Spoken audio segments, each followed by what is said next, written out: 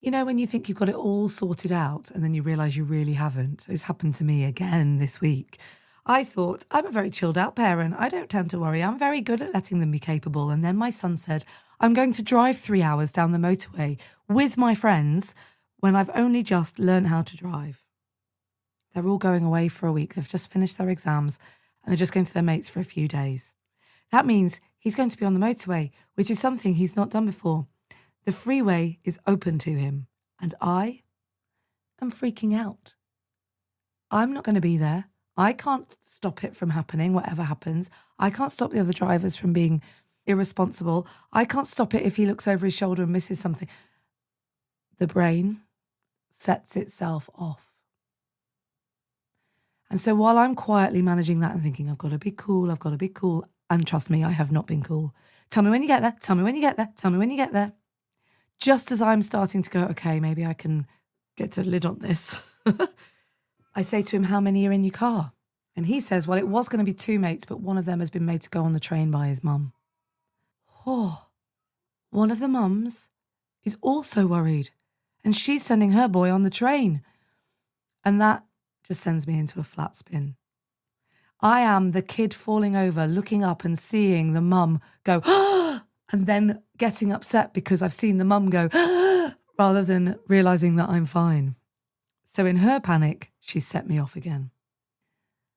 This is something that we all go through all of the time. And it's because your brain's threat detection system does not distinguish between threats you can act on and threats that you can't. It just fires. And when it fires, it wants you to do something. It wants you to identify the threat, set a response in action, take action, resolve the threat, and stand down. Except I'm not going to be able to take any action or find any resolve until my son lands in 3 hours' time and says, I'm here, I'm alive. So until then, my threat response will keep on firing unless I find another solution. You know, just relax doesn't work. You know that because your brain isn't being dramatic. It's doing its job. And if you say to me, just relax, I'll be like, my brain will keep going. My friend's decision to send her son on the train has set me going, but it tells me nothing about the motorway. It tells me nothing about my son's decision-making process. It tells me nothing about my son's driving ability. Actually, what it tells me is she's worried too, and she's reached capacity as well. So how do you deal with this? How do you deal with that raging worry that just goes round and round and round and round and round, and you cannot do anything about it? Well, there's a way through. Stephen Hayes, the psychologist behind acceptance and commitment therapy, describes psychological acceptance as making room for difficult feelings rather than wrestling them into submission.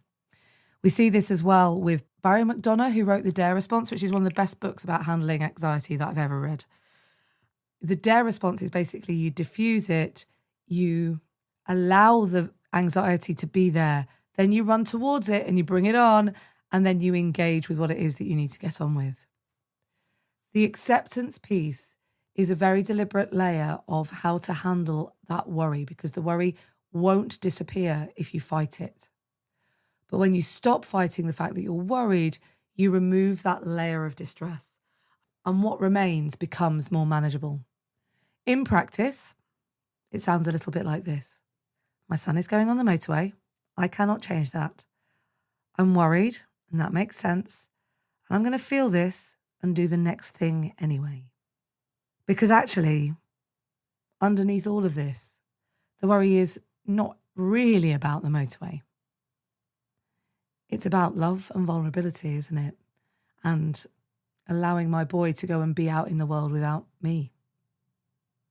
The worry in this case is just love with nowhere to go. So today, if you're finding yourself in one of those ridiculous worry loops where you know you can't control it, but you're going to worry about it anyway, here's what I want you to do. I want you to try saying it out loud if you can. I cannot change this. I am worried, and that makes sense. I'm going to feel this and do the next thing anyway. And if someone else's choice is making your worry louder, their decision is information about them, not a verdict on you. So park that worry, give it a seat that isn't the driver's seat. And you know what? He'll text when he arrives because he's good like that, and he always will.